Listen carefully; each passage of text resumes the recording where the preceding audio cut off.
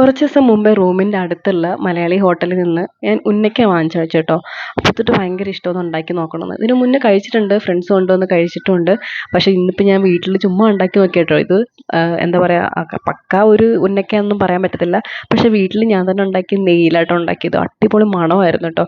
പൊട്ടുകടല ഇട്ടത് കപ്പലണ്ടിക്ക് പകരം, പിന്നെ മുന്തിരി ഇല്ലാണ്ടായിപ്പോയി.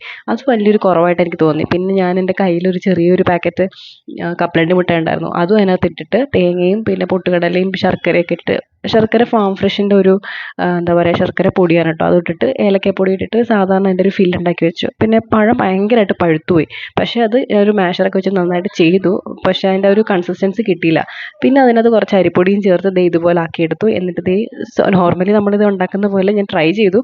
പക്ഷേ എൻ്റെ ഒരു ടേസ്റ്റ് വൈസ് നന്നായിട്ടുണ്ടായിരുന്നു കേട്ടോ, പറയാതിരിക്കാൻ വയ്യ. പിന്നെ അതിൻ്റെ ഒരു മണം, എന്താ പറയുക, നെയ്യിൻ്റെ ആ ഒരു ടേസ്റ്റ് ആയിരുന്നു മുന്നിട്ട് നിൽക്കുന്നത്. എനിക്ക് അറിയാവുന്ന പോലെയൊക്കെ ഞാനത് ഉന്നക്കയുടെ ഷേപ്പിലൊക്കെ ആക്കിയെടുത്തു. ജസ്റ്റ് വെളിച്ചെണ്ണ തന്നെ, ഒരുപാടൊന്നും എണ്ണയിൽ മുക്കി പൊരിക്കാതെ ജസ്റ്റ് ഒന്ന് എനിക്ക് വാടി കിട്ടിയാൽ മതിയായിരുന്നു കേട്ടോ. അങ്ങനെ ദേ ഇതും ആക്കിയെടുത്ത് ചായയോടെ കുടിച്ചു.